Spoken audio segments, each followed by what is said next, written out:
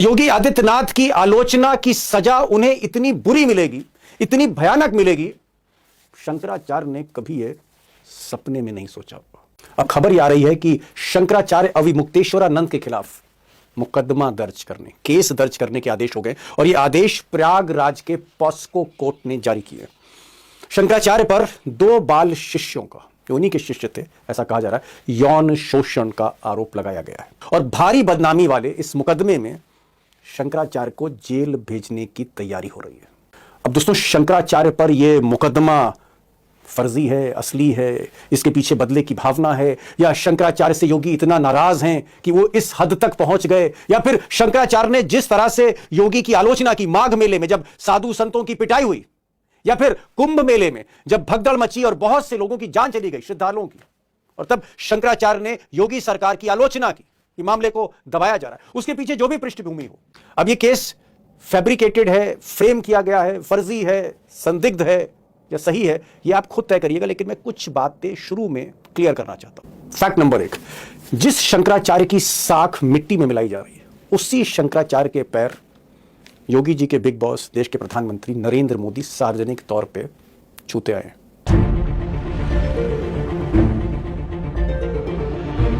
Point number 2, जिस शंकराचार्य को jail भेजने की तैयारी हो रही है, उसी शंकराचार्य को योगी जी के जो सबॉर्डिनेट हैं, deputy chief minister Keshav Prasad Maurya, वो उन्हें कहते हैं कि भगवान रूपी संत हैं, मैं इनके आगे नतमस्तक हूं, केशव प्रसाद मौर्य कहते हैं।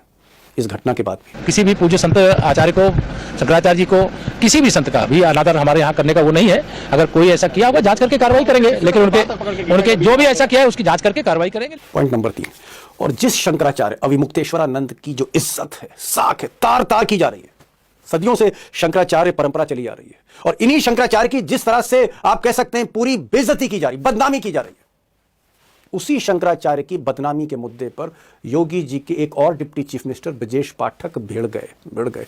यहां तक कि उन्होंने कहा कि शंकराचार्य, उनके साथ जो ब्राह्मण थे, उनकी चोटी खींची गई, यह अपराध है और यह बही खाता कहीं ना कहीं लिखा जाएगा इस जुर्म का। कौन कह रहा है? योगी जी के डिप्टी सीएम। तो योगी जी के जो बॉस हैं मिस्टर मोदी, और योगी जी के जो सबॉर्डिनेट हैं 2 डिप्टी सीएम, दोनों ही शंकराचार्य के साथ खड़े दिखते हैं। और एक और संयोग देखिए कि चाहे नरेंद्र मोदी हो या अमित शाह हो या केशव प्रसाद मौर्य हो या ब्रजेश पाठक हो, जितने भी बीजेपी के लीडर हैं, ये कहीं ना कहीं योगी आदित्यनाथ से सहज नहीं, कंफर्टेबल नहीं है। मैं नहीं कह रहा हूं, लखनऊ में दबी जुबान सत्ता के गलियारे में ये बात सबसे सुन सकते हैं। अब दोस्तों, आते हैं असली केस पर। ये जो आज आदेश जारी हुए हैं कि साहब मुकदमा दर्ज करिए तुरंत, एडिशनल सेशन जज के आदेश हैं और जेल भेजने की तैयारी है, संगीन मामला है, बदनामी का सबब है, सही है गलत है, तो मैं आगे आपके सामने कुछ तथ्य रखूंगा। लेकिन एक बात क्रिमिनल जस्टिस सिस्टम में कही जाती है कि अगर केस फैब्रिकेटेड है, केस अगर फेक है, फ्रेम किया जा रहा है, किसी को फंसाया जा रहा है, तो वो केस अदालत में ज्यादा लंबा खिंचता नहीं है, यानी झूठ के पांव नहीं होते। की गवाही की वो सब पूरी हो सकेगी, तभी तो जो फर्जी मुकदमा बना करके हमारे ऊपर दायर किया गया है उसकी सच्चाई सबके सामने आएगी, तभी ऐसा काम करने वाले जो लोग हैं वो दंडित हो सकेंगे। तो इसलिए आवश्यक है, हम यही कहना चाहेंगे कि न्यायालय लंबा समय न लगाते हुए इस पर थोड़ी सी द्रुत गति से काम करे, क्योंकि बहुत सारे लोगों की निगाह इस पर लगी रहेगी। तो जल्दी से जल्दी इस पर गवाही साखी करे और निर्णय करे। जो गलत है वो तो गलत ही है, जो फर्जी केस बनाया है वो तो फर्जी ही सिद्ध होना है। अब दोस्तों, शंकराचार्य के चेहरे पर शिकन तो नहीं है, लेकिन सच्चाई यह है कि जिस तरह के आरोप उन पर लगे, बदनामी तो हो रही है, साख तो मिट्टी में मिलाने की कोशिश तो हो रही है। लेकिन मैं आता हूं सीधे केस पर, और केस पर आने से पहले मैं चाहूंगा कि एक तस्वीर आप देखिए। ये तस्वीर जो आपके स्क्रीन पर आ रही है, ये आशुतोष ब्रह्मचारी की है। वैसे इनका नाम बताया जा रहा है आशुतोष पांडे। अब इन पर बहुत से केसेस हैं जिसका जिक्र शंकराचार्य ने भी किया है। उनकी जो हिस्ट्री शीट है, कई अपराध हैं आशुतोष पर, और उनकी हिस्ट्री शीट जो आप स्क्रीन पर देख रहे हैं, ये पूरी सोशल मीडिया में वायरल है। मेरा पहला जो संदेह है वो ये है कि आखिर आशुतोष ब्रह्मचारी जैसा संदिग्ध व्यक्ति, जिसकी एक हिस्ट्री शीट है, वही इस मामले में कंप्लेनेंट क्यों है, वही इस मामले की पैरवी क्यों कर रहा है। और सबसे बड़ी बात, आशुतोष ब्रह्मचारी उस लॉबी को बिलोंग क्यों करते हैं जिनसे शंकराचार्य की बनती नहीं, यानी जो साधु या कुछ साधु जो योगी जी के साथ हैं, उन्हीं के साथ उठते बैठते क्यों हैं आशुतोष ब्रह्मचारी। यानी ये जो केस है शंकराचार्य पे जो दर्ज कराया गया है, उसको जो इनिशिएट कर रहा है वो पहले से ही उसका 36 का आंकड़ा शंकराचार्य से। अब दोस्तों, मेरा जो दूसरा शक है वो भी बड़ा इंपॉर्टेंट पॉइंट पर है, और वो इंपॉर्टेंट पॉइंट ये है कि जो घटना बताई गई कि जिस दिन इन 2 बालकों के साथ यौन शोषण होता है, शंकराचार्य और उनके एक और शिष्य वो करते हैं, वो तारीख 18 जनवरी है। अब 18 जनवरी वो तारीख है, 18 जनवरी वो तारीख है जिस दिन शंकराचार्य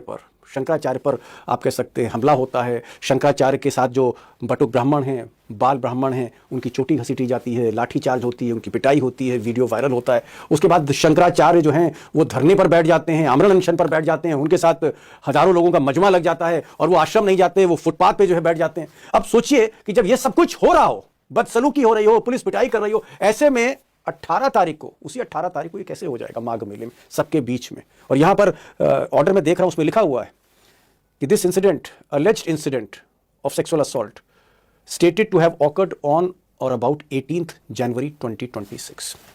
तो जिस दौरान ये घटनाक्रम हो रही है, जब शंकराचार्य जो हैं वो पुलिस से एकदम भिड़े हुए हैं, उसी वक्त ये घटना कैसे हो रही है अनशन के दौरान, ये थोड़ा सा संदेहास्पद है। अगर ये घटना आश्रम में हुई होती या आश्रम किसी रिमोट एरिया में होता, वहाँ ज़्यादा भीड़ ना होती और वो बच्चे वहाँ होते तो एक बात समझ में आती, लेकिन 18 जनवरी को क्यों हो रही है ये समझ में नहीं आ रहा।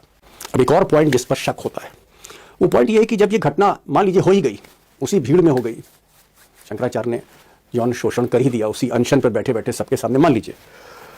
सवाल इस बात का है कि जब आशुतोष ब्रह्मचारी जो योगी की लॉबी को बिलोंग करते हैं, जो ये पूरा मुकदमा लड़ रहे हैं, वो जब एफआईआर लिखाने जाते हैं तो एसएचओ उनको एंटरटेन नहीं करता। जो कोतवाल है, जो इंस्पेक्टर है थाने का, लोकल थाने का, उसको जब तहरीर मिलती है, उसको जब कंप्लेंट मिलती है, जो इतना एक्सपीरियंस्ड है इंस्पेक्टर और योगी का आदमी आशुतोष ब्रह्मचारी साहब, उनकी एप्लीकेशन उस वक्त एंटरटेन क्यों नहीं होती, तब मुकदमा क्यों नहीं लिखा जाता। चलिए साहब एसएचओ ने नहीं लिखा, तो जो डीसीपी हैं वो क्यों नहीं लिखते। और यह जिक्र भी है कि कमिश्नर पुलिस के पास भी गए थे प्रयागराज के, तो कमिश्नर पुलिस भी एफआईआर नहीं लिखता। इतना संगीन मामला अगर आप बता रहे हैं, ना ही डीसीपी एंटरटेन करता है, ना ही इंस्पेक्टर एंटरटेन करता है। तो क्या वाकई कहानी गढ़ी हुई थी जो पुलिस को समझ में नहीं आ रही थी? पुलिस क्यों नहीं लिख रही थी केस? अगर कहीं गोली चली है या कहीं पर डकैती पड़ी है तो पुलिस एफआईआर क्यों नहीं दर्ज करी? अगर इतना बड़ा अपराध हुआ है तो ना एसएचओ एंटरटेन कर रहा है, ना डीसीपी मान रहा है, ना सीपी मान रहा है। ऐसा क्यों हो रहा है?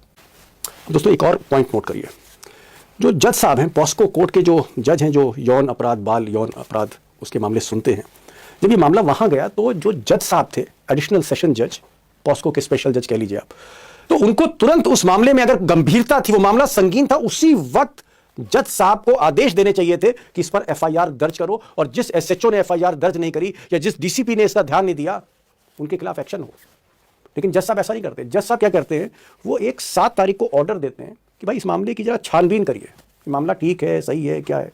इंक्वायरी की जाती है, उस दिन एफआईआर के इंस्ट्रक्शंस नहीं दिए जाते। हालांकि डिस्क्रिप्शन जज साहब का है, एफआईआर के लिए भी कह सकते थे, इंक्वायरी के लिए भी कह सकते थे, लेकिन उन्होंने इंक्वायरी के रास्ते को चुना उस दिन 7 तारीख को।